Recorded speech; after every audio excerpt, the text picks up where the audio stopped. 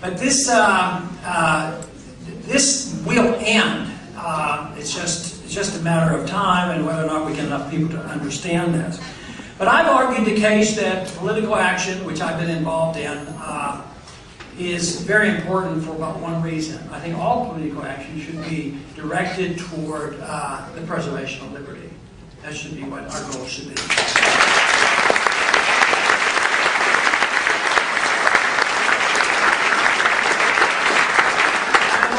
Once I get involved in wanting to make you a better person, or the world a better, or other countries a better place, and have a fair and equal society, it's only done at the expense of liberty. And the purpose of liberty, for me personally, is that the reason that I think our lives are important, not only do I believe they come from a creator, but I believe that the goal that we should have is to strive for virtue and excellence. And if you're struggling to stay out of prison from an authoritarian government all your life, you have not much chance to use the creative energy that all of us have been given in our effort to strive for caring for our family and striving for excellence and virtue and be as creative as we can. So there's no doubt in my mind of the values of a free society. I think where we come up short, those of us who believe in limited government and constitutional government, where we come up short is we lose actually the economic and the moral argument, because the proponents of big government grab the moral high ground. They say, we care about people. You, who don't believe in these government programs, that you don't care. But the whole thing is, if you really care about people, if you are the strictest humanitarian on all of earth, you would argue for freedom. Because that is the only system that has ever solved the problem of poverty and famine. The freer a country, the more prosperous it is, the better we eat and the more we have.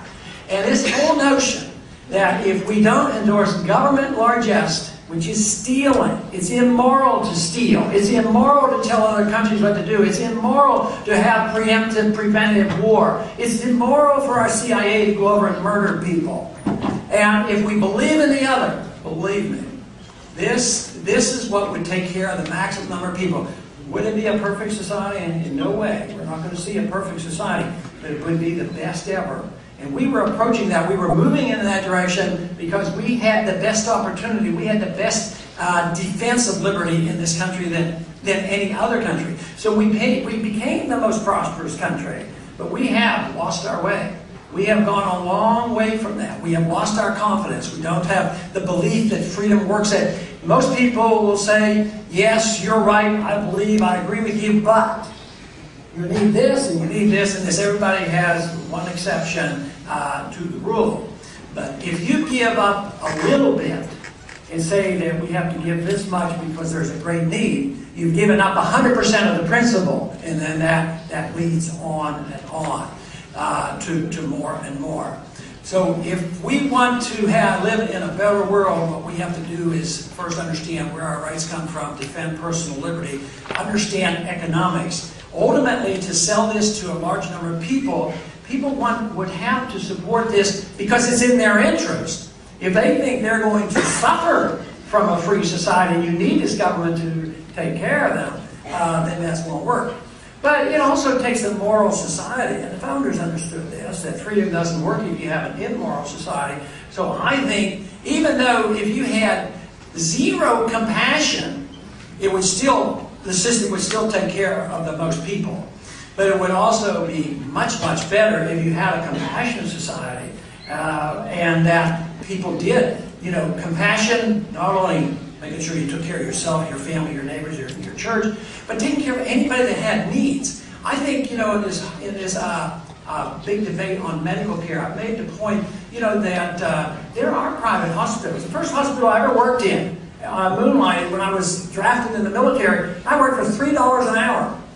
And I was in the Santa Rosa Hospital in San Antonio. It was a church hospital. It was before Medicaid, and everybody got taken care of. And doctors worked for less. Everybody got charged the least amount. And people weren't lying out on the streets without medical care. But the more charitable society is, the more responsible society is, the more the criticism would be neutralized. But the truth is, if in a free society somebody happens to be very narrow-minded and he just happens to be a very, very good businessman, and he's dedicated to making profits for his company and giving jobs to people, that's still a great contribution. And then that means you can have a choice on what to do with your money left over, how charitable you want to be. The other day in my district, I had a town hall meeting, and it was in a conservative audience, and I was really surprised because we were talking about all the spending and how bad Obama was and all this stuff. And she got up and she was annoyed because we were talking about cutting off money to Honduras. And I said, well, look, I said, I'm against all foreign aid, so I'm not against Honduras.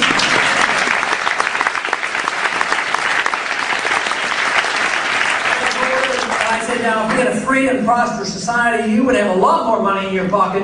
If you felt sorry for the people in Honduras and want to help somebody, you can send them all the money you want. You can go down and join their army if you want. But just don't send them.